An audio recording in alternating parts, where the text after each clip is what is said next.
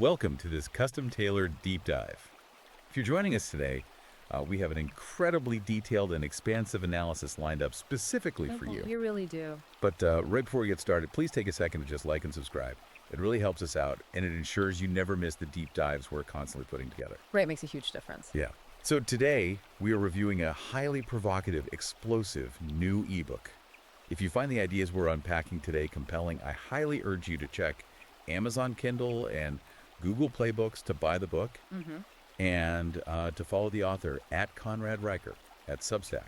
It's definitely an exhaustively researched text. I mean, it really demands a thorough examination. The source material we're diving into today is titled Men's Rights: Two-Tier Injustice, Men the Designated Losers Who Pay for Everything by Conrad Riker. Exactly.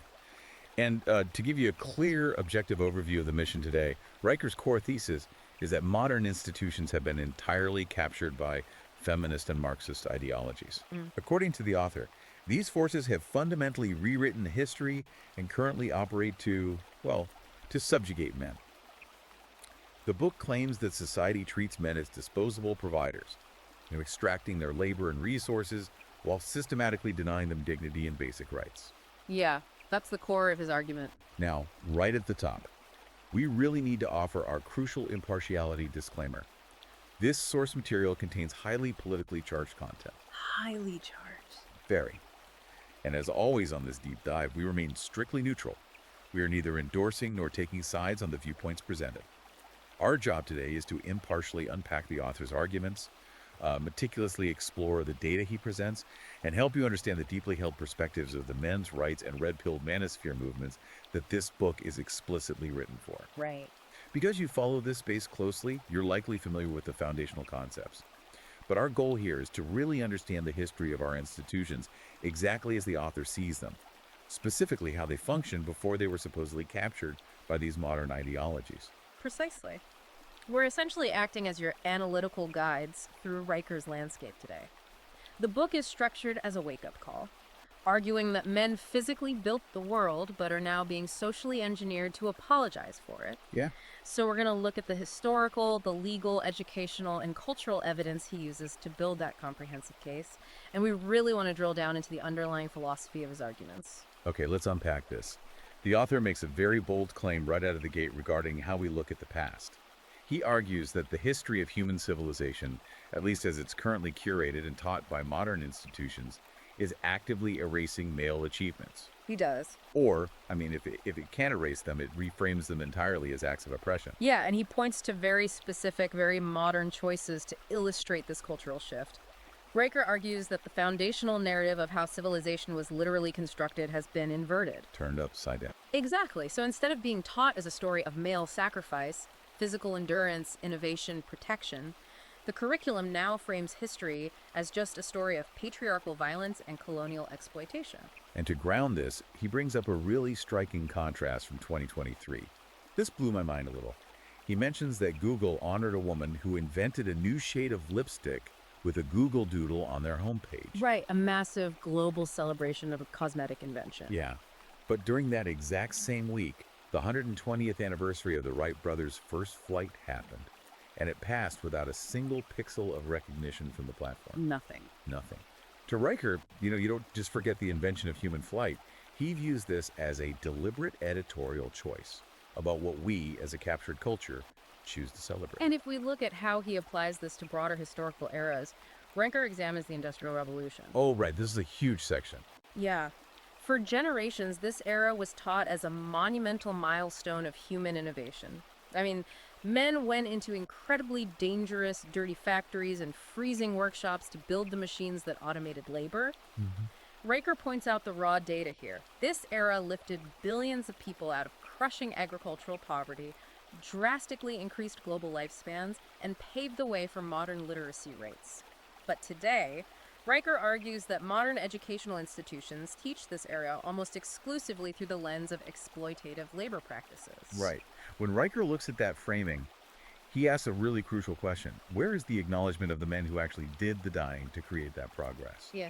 He notes that the narrative completely glosses over the fact that it was men doing the life-threatening, bodily destroying work to build the modern world.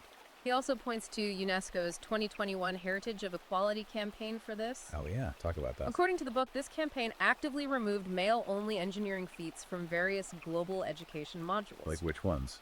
We're talking about the Roman aqueducts, the Egyptian pyramids, the Panama Canal. Because these massive leaps in human infrastructure were built exclusively by men, Riker argues they no longer fit the modern, quote-unquote, inclusive narrative, and therefore they are just quietly erased from the curriculum. He extends this to individual innovators as well. He mentions how figures like Thomas Edison, who quite literally brought electric light to the world, are now deemed too patriarchal to acknowledge in certain progressive educational settings. Meanwhile, he says media giants like Disney are actively pushing narratives that frame traditional male history as inherently problematic. But what's really crucial to understand here is Riker's counter-argument. He doesn't just complain about the erasure. Right, he goes deeper. Yeah, he contrasts it with the stark biological reality of human history. He makes a strictly biological argument: the average man has 40% more upper body strength than the average woman. And he insists that this biological reality is the core engine of civilization, right? It isn't a social construct, it is a physiological fact. Exactly.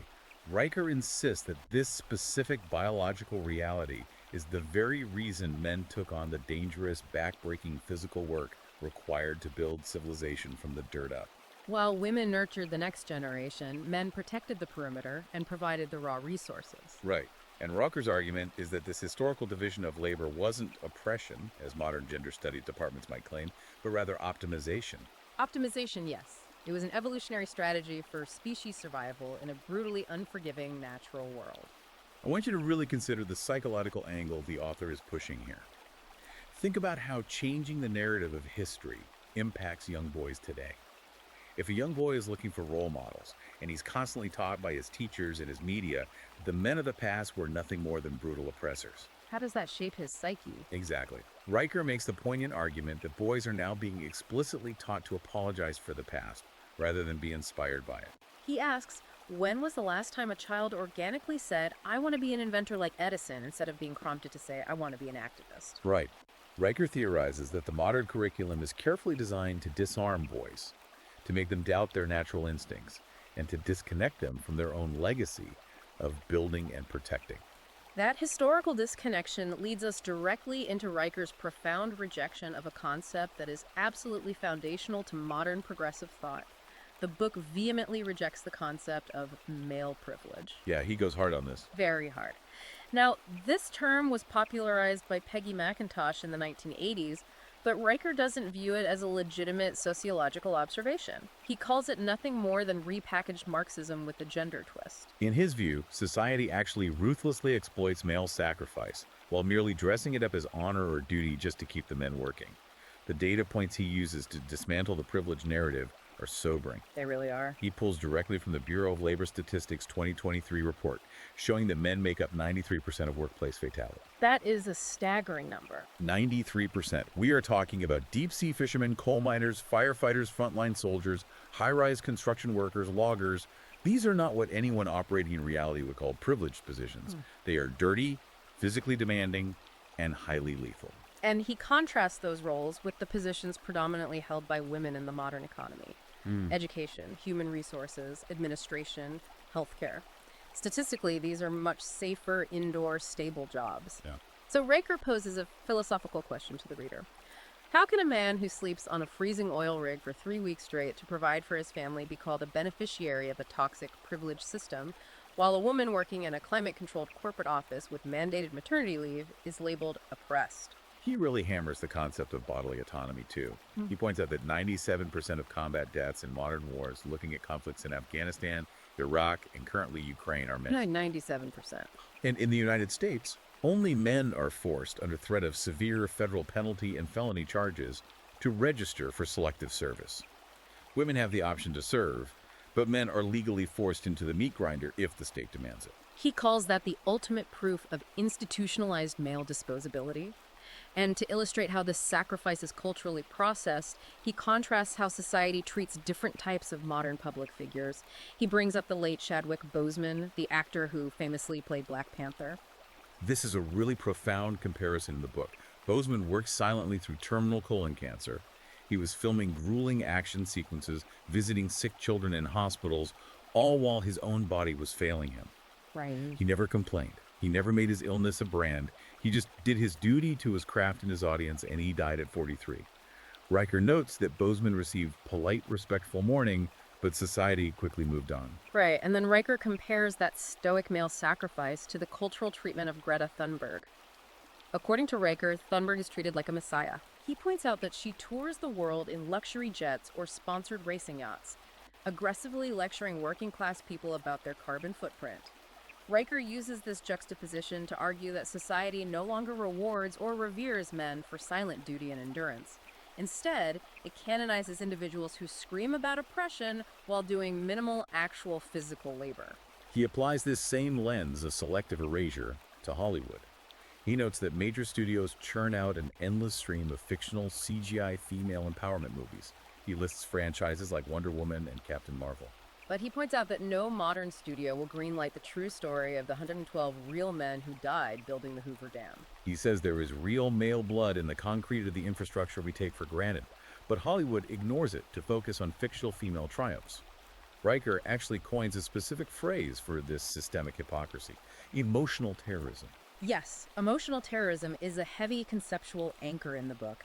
It's the idea that society fully expects men to jump into freezing rivers, to save strangers, to confront armed home invaders, or to die maintaining the high-voltage electrical grids of civilization, but then turns around and tells those exact same men that their gender is inherently toxic and oppressive. It's a psychological double bind. Exactly. If men are feeling this marginalized and psychologically manipulated in adulthood, it really begs the question, where does this conditioning start? Riker traces this straight back to early childhood classrooms. It starts early. Very early. His core argument here is that the education system is failing boys on purpose. He claims the system inherently pathologizes normal, biological male behavior and exclusively rewards femininity. This is what sociologists often refer to as the boy crisis, but Riker argues it isn't an accident, it is an ideological design. He provides stark examples of how this ideology is shaping the very architecture of classrooms. He points to Sweden as patient zero for this. Patient zero, yeah. In Sweden, several state-funded preschools actually banned the words boy and girl. They stripped the environment of traditional male toys, replacing toy trucks and guns with gender-neutral space ones. And what was the statistical fallout of trying to engineer away biological reality? According to the OECD PIASA 2022 data that Riker cites, by age 9, boys operating in these gender-neutral systems were 15% behind girls in reading comprehension and basic literacy. Wow, 15%. The Riker argues that instead of working with the natural biological inclinations of young boys, these educational systems are actively trying to legislate male biology away, and boys are paying the price with their intellectual development. And he makes it clear that this isn't just an isolated experiment in Sweden. He looks deeply at the United States and the implementation of the Common Core state standards. Right. Riker argues that these specific educational standards heavily favor verbal expression, sitting still for long periods, and group consensus. Biologically and developmentally, these are skills where girls tend to mature faster and dominate. Meanwhile, boys, who generally prefer direct answers, physical movement, healthy competition, and spatial reasoning, are completely left behind. And when those boys inevitably act out, because their natural learning styles are suppressed, Riker notes they are heavily medicated. He argues that the massive spike in ADHD diagnoses is largely just the medicalization of normal boyish energy. To prove that boys need a different environment, he cites a fascinating case study of a Texas elementary school. This school decided to buck the trend and reintroduce physical competition. They added multiple unstructured recesses throughout the day, organized tug-of-war tournaments, and allowed aggressive, active play. And the results. The results were immediate and astounding. The boys' standardized test scores went up by 23%, and disciplinary issues across the school dropped by 35%. It's an incredible data point. Yeah. But what Riker focuses on is the administrative reaction to that success. Yes. Despite those objectively incredible results that help boys succeed, Riker notes that gender equity activists immediately mobilized to block the expansion of this program to other districts. They labeled the concept of boys playing tug-of-war as regressive and fostering toxic masculinity. Which naturally leads us to ask, if a program works objectively to help struggling boys succeed in school, why would anyone shut it down? Riker's conclusion is grim. He argues that the future of education is deliberately, in his words, emasculating. He asserts that modern feminist administrators claim to want equality, but they only advocate for policies that specifically benefit girls. When a solution is proven to specifically help boys, it is immediately labeled as discrimination or a return to the patriarchy. He connects this educational crisis directly to the severe lack of male teachers in early childhood education and the systemic banning of active aggressive play. He really laments the loss of physical discipline programs. He notes that traditional martial arts programs or physical education classes aimed at boys have declined 42% since 2010. 42%, and what replaced them? According to the book, it's emotional literacy circles, where active boys are forced to sit in rings, hold talking sticks, and discuss feeling sad. Riker makes a very stark point here. He says there's nothing inherently wrong with experiencing feelings, but feelings will not stop a home invader. Discipline, physical competence, and courage do. By erasing the roles and the training that make boys feel capable and needed as protectors, Riker argues we are raising a generation that is disengaged, chronically depressed, and ultimately dropping out of society altogether. And that marginalization in the classroom seamlessly translates into disenfranchisement in adulthood, particularly when men are forced to interact with the state. This brings us to Riker's analysis of the legal double standard and what he terms the war on fatherhood. Right. Riker asserts that family courts and the broader legal system now operate on a fundamental, baked-in presumption of male guilt. He argues that the state treats fathers not as essential parents, but merely as financial ATMs to be drained. When you look at the evidence he brings up regarding domestic violence policy, it is particularly shocking. He dives deep into the Duluth model of domestic violence intervention. For context, this is a framework widely used by law enforcement and courts across the United States. It's everywhere. Yeah. According to Riker, the underlying premise of the Duluth model is that it treats all incidents of domestic violence as a patriarchal tool of control. It operates on the ideological assumption that men are always the inherent perpetrators using violence to maintain systemic dominance, and women are always the victims reacting to that dominance. Because of this baked-in ideology, the practical application of the law becomes heavily skewed. Riker points out that when law enforcement arrives at a domestic dispute and both parties file complaints of physical violence, men are 3 times more likely to be the ones arrested and removed from the home, regardless of who initiated the conflict. The framework simply does not accommodate the idea of mutual combat or female-initiated violence on an equal footing. Furthermore, he points to a massive funding disparity that reflects this bias. Riker cites data from the National Crime Victimization Survey, which shows that men actually make up roughly 38 to 40% of all domestic violence victims. 38 to 40%. Yet, despite making up nearly half the victims, men's shelters and male-focused domestic violence resources receive only 0.1% of state and federal domestic violence funding. 0.1%. That is wild. He highlights a specific tragic case in Toronto from 2021 to illustrate the real-world impact of this. The city of Toronto shut down its only dedicated male homeless and abuse shelter. The rationale given by the city council was that women and children must come first in resource allocation. This was despite the fact that men made up roughly 70% of the total homeless population in the city at the time. Riker doesn't mince words here. He calls this institutionalized misandry, where male suffering is simply invisible to the state. He also goes incredibly hard after the university system, specifically focusing on Title IX tribunals. He points out that under recent administrative guidelines, campus tribunals use a preponderance of the evidence standard. Right, the 51% rule. Exactly. This means that an accused male student can be expelled and have his life ruined based on just 51% certainty from a panel of campus administrators. Worse, Riker notes these tribunals often deny the accused the right to cross-examine their accuser or even see the full evidence against them. And the statistical result of this lowered standard of proof: a 90% conviction rate for accused males on college campuses. Riker draws a very dark historical parallel here, likening these Title IX proceedings to Stalin's show trials, where the verdict is predetermined by the ideology of the judges rather than the objective facts of the case. And in the realm of family court, he highlights stories that are meant to enrage the reader. He details the case of Robert Kim, a software engineer living in Georgia. According to the book, Kim out-earned his ex-wife, had a completely clean criminal record, no history of substance abuse, and desired 50-50 custody. Yet he was granted only 4 weekends a year with his daughter. 4 weekends. Why? simply because the family court judge arbitrarily deemed the mother's home more stable and ordered Kim to pay massive child support to maintain her lifestyle. Riker uses cases like Kim's to speculate on the broader cultural and legal impact of the Believe All Women movement. He argues that this social mantra has effectively destroyed the foundational Western legal concept of due process. When society defaults to believing one gender implicitly, the other gender loses their civil rights. The book argues that modern feminism doesn't just want access to the system, which was the goal of early waves. It now wants absolute dominance over it. Riker claims the legal system has been weaponized into a tool used to strip men of their assets, their freedom, and their children, all based on a shifting legal standard where, as he explicitly puts it, when she speaks, he loses.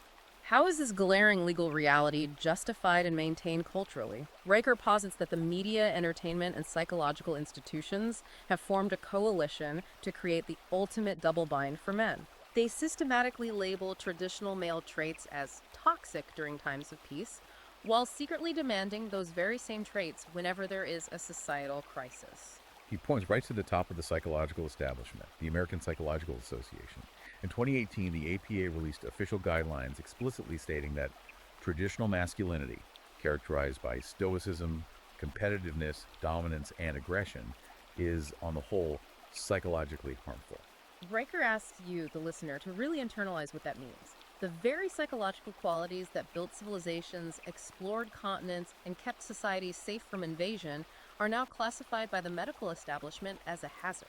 He contrasts this institutional pathologizing with massive media double standards, particularly in true crime and news reporting. He looks at how perpetrators are framed based on their gender. He brings up the case of Dr. Lauren Dickinson. Right, who tragically murdered her 3 young children in New Zealand. Riker notes that the international media overwhelmingly framed her as a tragic victim of intense mental illness, systemic pressure, and severe postpartum depression.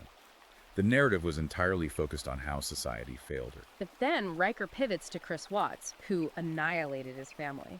When Watts committed his horrific crimes, he was immediately labeled a sociopath, a monster, and held up by numerous media outlets as the ultimate terrifying symbol of toxic masculinity. Riker points out the discrepancy.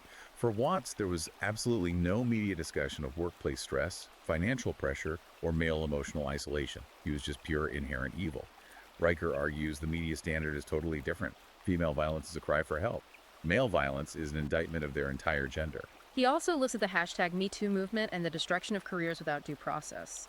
He brings up the veteran broadcaster Charlie Rose, who was fired from CBS and had his legacy erased with no trial, no formal legal charges, just allegations and a trending hashtag. Meanwhile, Riker points out that prominent women like Megyn Kelly and Hillary Clinton keep their massive platforms, lucrative book deals, and cultural influence despite highly controversial actions, foreign policy disasters, or racially charged comments of their own. And to show just how pervasive this underlying hostility toward men is in the cultural zeitgeist, Riker notes a fascinating piece of data. He looks at Google's Enneagram viewer, which tracks the frequency of word usage in millions of published books. According to Riker, the Enneagram data shows a staggering 400% rise in the specific phrase "men are trash" in published literature since 2010. 400%. Riker argues this proves that misimagery isn't just an edgy online joke. It is a widespread, culturally sanctioned, and financially rewarded belief system. And he says this cultural conditioning is perhaps most visible and insidious in everyday entertainment. He specifically targets the Writers Guild of America and their reliance on the ubiquitous sitcom dad trope. Okay, here's where it gets really interesting. Think about almost every commercial, television show, or sitcom you've seen in the last 2 decades. The father figure is almost invariably the punchline.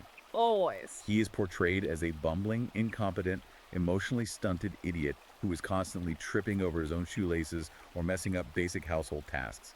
Meanwhile, the mother is portrayed as the hyper-competent, smart, put-together manager of the family who is constantly rolling her eyes at her overgrown child of a husband. Riker traces the history of this. In the 1950s and 60s, television portrayed capable, morally grounded patriarchs.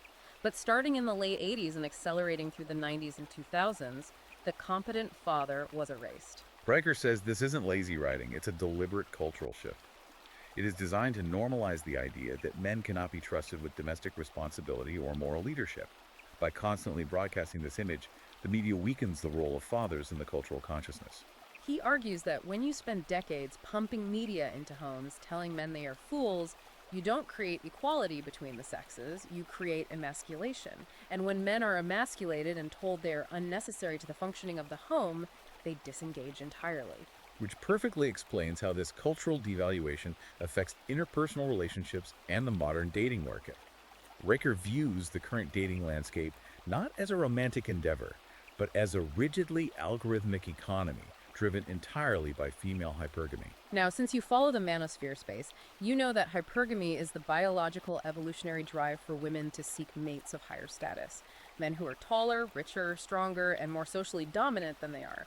Riker's argument isn't just that hypergamy exists, it's that modern technology, specifically dating apps, has supercharged this biological instinct, leaving average, hardworking men completely locked out of the dating market. He brings the receipts to prove this.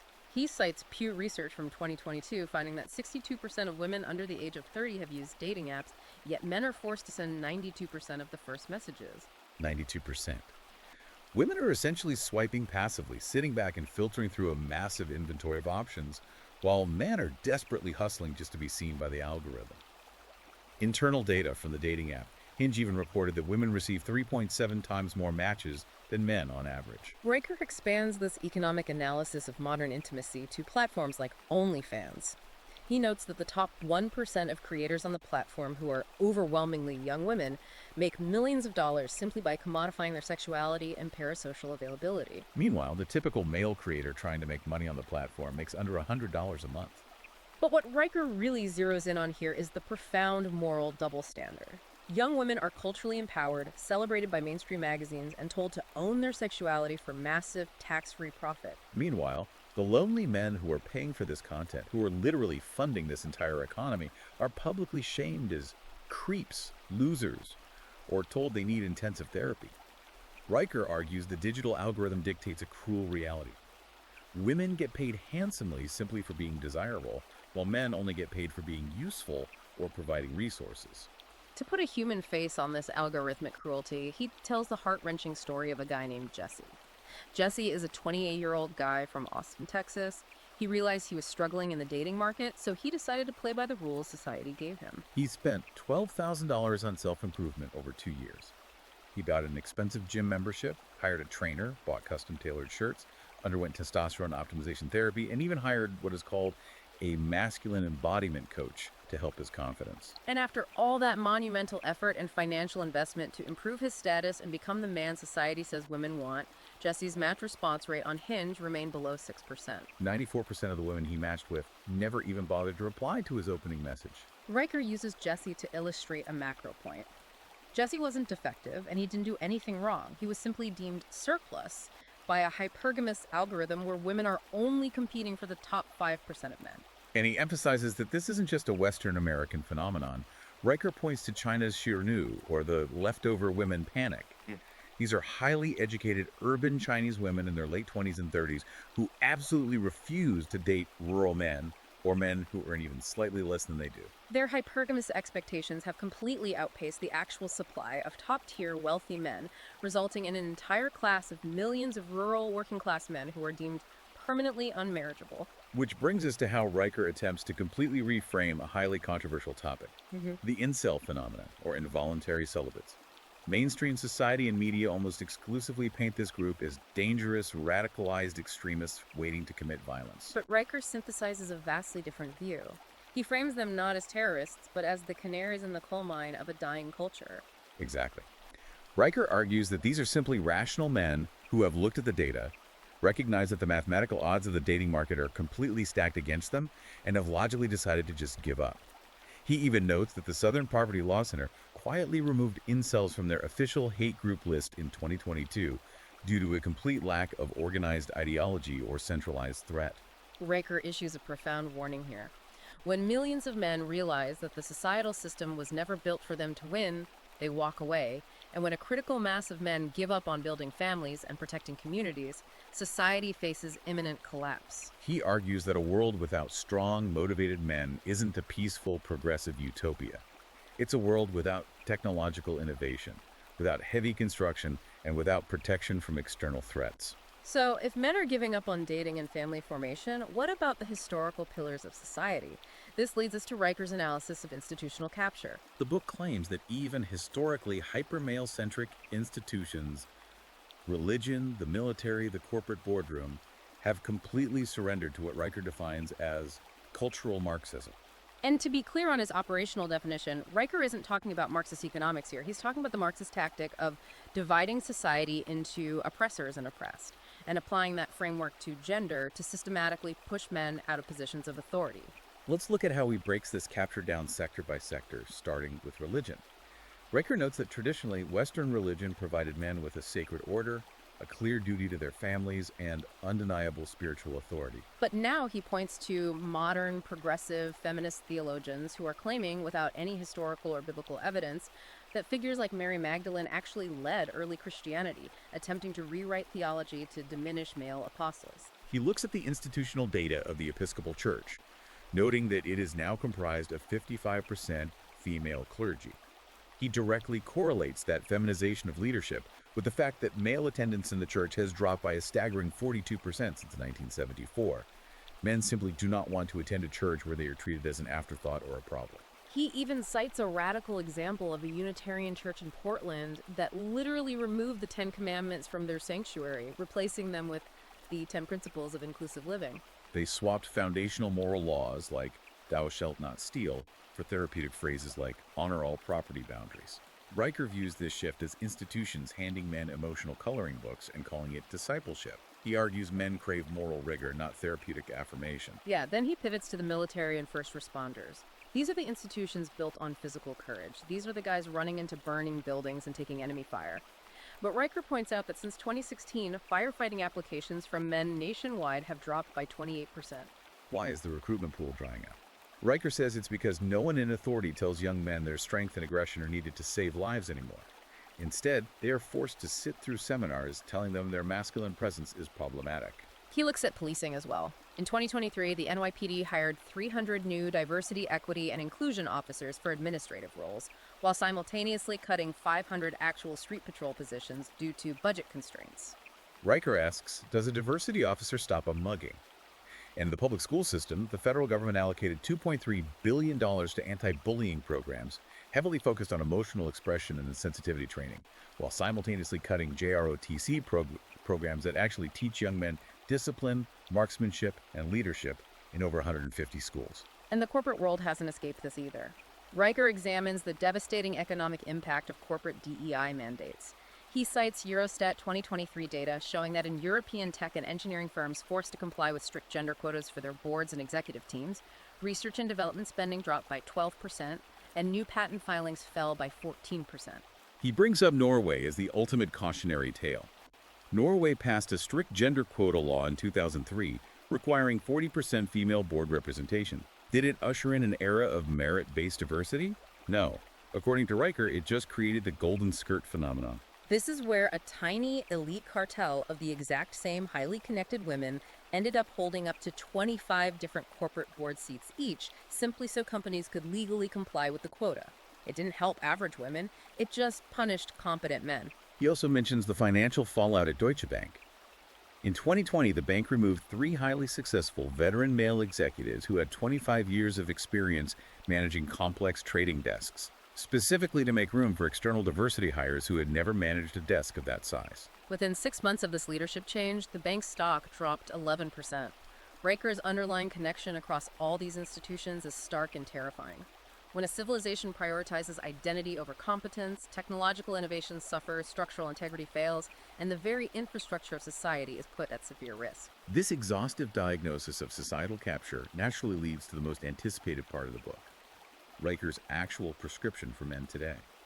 If the educational system, the legal courts, the dating market, and corporate America are all rigged against men, as Riker so meticulously argues, what is a modern man supposed to do? His solution is radical. He tells men to stop begging for inclusion in a system that is fundamentally designed to exploit them. Instead, men must opt out entirely, build parallel institutions, and focus purely on self-mastery. He introduces a fascinating new archetype here, the red pill monk. These are men who consciously choose intentional celibacy and complete financial and geographical autonomy. They do this specifically to avoid what Riker calls the love jihad, his controversial term for a legal and social system that extracts male resources via marriage, inevitable divorce, and punitive alimony. To ground this philosophy in reality, he shares the story of Derek from Denver. Derek is an ex-Marine in his 30s who saw the writing on the wall. He moved into a 40-foot off-grid tiny home in the mountains of Montana. He grows 80% of his own food, generates his own solar power, and works as a freelance coder using satellite internet, quietly making $8,000 a month. Riker points out the brilliance of Derek's setup. Derek has zero debt, zero risk of losing half his assets to alimony, and is completely immune to corporate HR departments, DEI mandates, and family court judges. He has engineered a life of untouchable male freedom. And Riker points to actual clinical data supporting this exact lifestyle choice. A 2023 Stanford University sociological study found that men who actively reject traditional relationship models, specifically those adhering to MGTOW, or men going their own way principles, had the absolute lowest antidepressant usage of any male demographic study. Riker says this isn't a statistical anomaly. It's empirical proof that stepping off the rigged playing field and refusing to play a losing game drastically improves men's mental health. When looking for a public champion of this unapologetic male future, Riker holds up Elon Musk as the ultimate archetype. Riker points out that while gender studies professors at Ivy League universities are busy debating microaggressions and pronouns, Musk's overwhelmingly male engineering teams are doing the actual high-risk, high-reward work that moves humanity forward.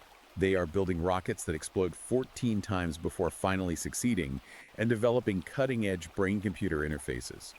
Riker absolutely praises Musk's embrace of extreme productivity. He points out that Musk has 10 or more children, which Riker views as a vital act of defiance against what he considers the real crisis of our time: low global fertility and the demographic collapse of Western nations.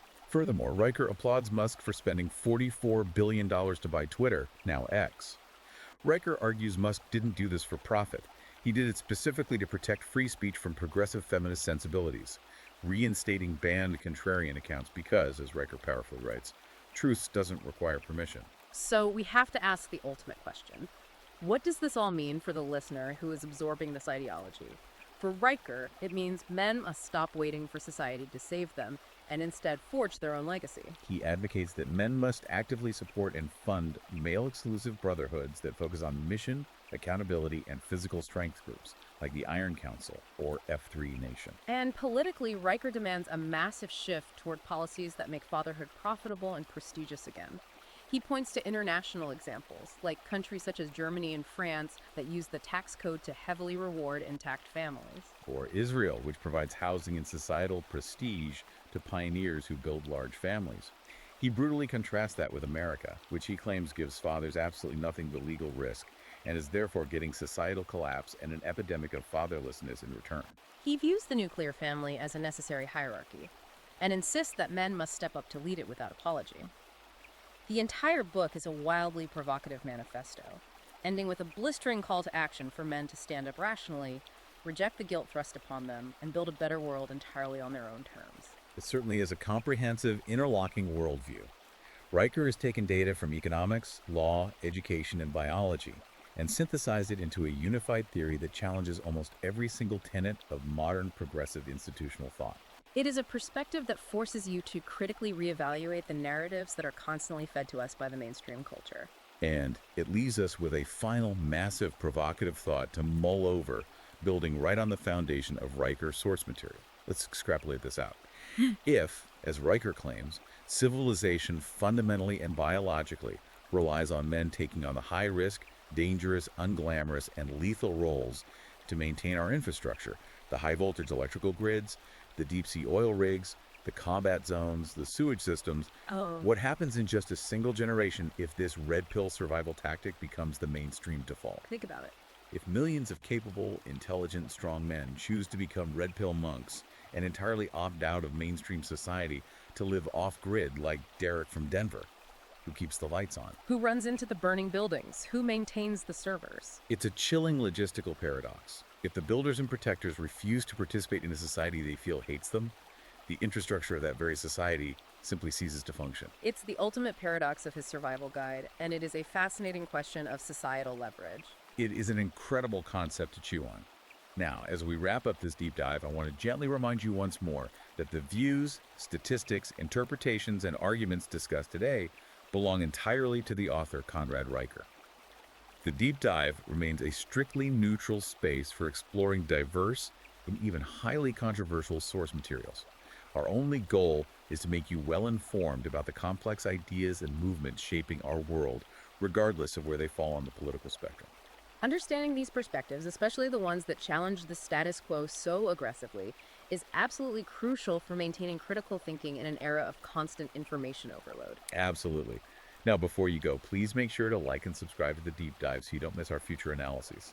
If you found this breakdown compelling and want to dive into the source material yourself to read these arguments firsthand, check Amazon Kindle and Google Play Books to buy the ebook Men's Rights: Two-Tier Injustice. And you can follow the author's ongoing essays and cultural commentary by following at Conrad Riker on Substack. Thank you so much for joining us and trusting us with your time on this deep dive. We'll catch you next time.